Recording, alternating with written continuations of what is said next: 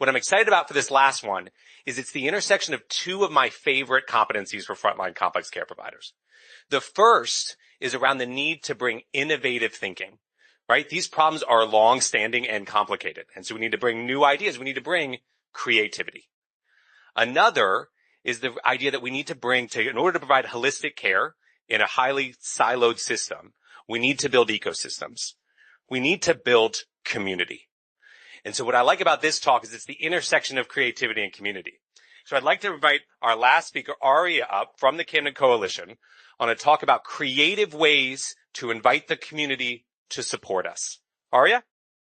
Yeah, I'm going to use this mic.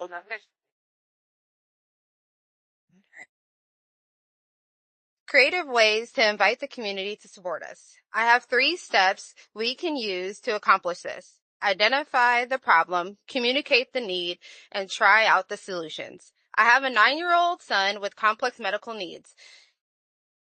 And over the years, I have had to be creative in the ways that I provide care for him and meet his needs.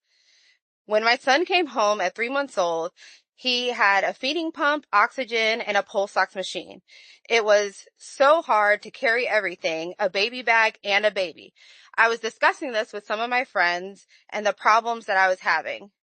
It got to the point where I mentioned I would just make my own bag at this point to carry everything.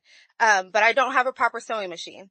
So my friend and I were having this conversation. She mentioned that her cousin makes jeans and that she probably has a durable sewing machine to help.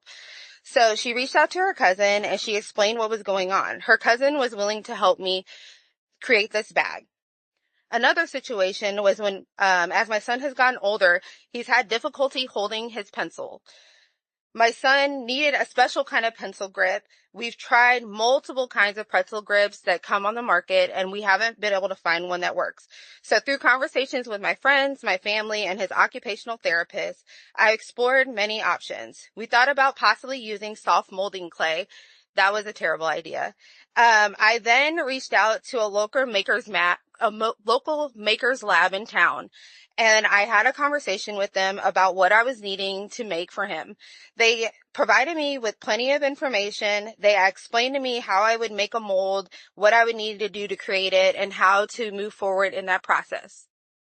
We all have communities with different resources. Let's get creative on how we can utilize them to meet the needs of the people in the complex medical community.